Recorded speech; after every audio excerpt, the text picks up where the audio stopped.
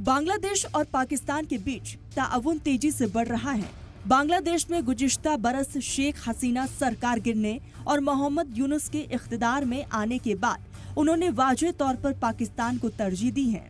दोनों मुल्क navy exercise अमन 2025 में भी शामिल होने जा रहे हैं।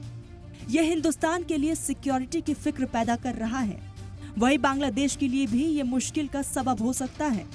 दरअसल पाकिस्तान के साथ इत्तेहाद की तारीख गैर यकीनी रही है, जिसे देखते हुए बांग्लादेश के लिए खतरे की घंटी बज रही है। संडे गार्डियन की रिपोर्ट के मुताबिक ढाका और इस्लामाबाद के बीच बढ़ते ताल्लुकात से साउथ एशिया में नया बाब खुला है, लेकिन पाकिस्तान के साथ तारीख एक वार्निंग भी है।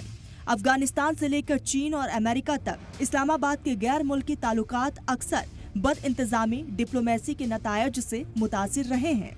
पाकिस्तान ने कई दहाई से अफगानिस्तान में दखल देता रहा है।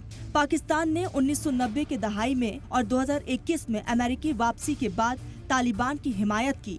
इन कदमों ने गैर मुस्तकिल तौर पर काबुल में पाकिस्तान के असर को बढ़ाया, लेकिन पाकिस्तान की सरहदों के अंदर इसका उल्टा असर हुआ। पाकिस्तान लगातार अफगानिस्तान की सरहद से लगे इलाकों में दहशतगर्दाना हमलों का सामना कर रहा है।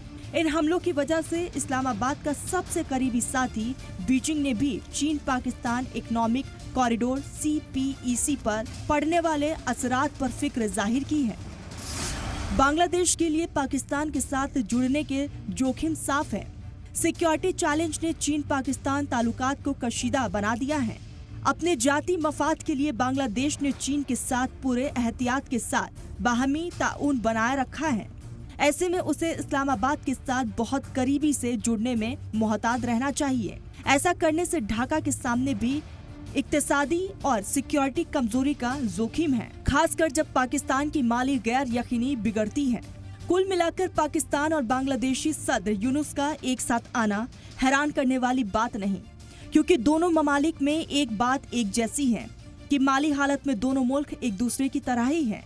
ऐसे में देखा जाए तो अमन 2025 में भाग लेने और पाकिस्तान के साथ आर्मी ताउन को गहरा करने का फैसला ढाका के लिए एक बड़ा डिप्लोमेट चेंज है, लेकिन इस्लामाबाद के साथ इत्तेहाद से जुड़े जोखिमों को नजरअंदाज नहीं किया जा सकता है। अफगानिस्तान के गैर यकीनी से लेकर चीन के लोन जाल और अमेरिकी अलहदगी पसंद तक पाकिस्तान के इत्तेहाद की तारीख एक वार्निंग के तौर पर काम करती है। ब्यूरो रिपोर्ट, सलाम TV।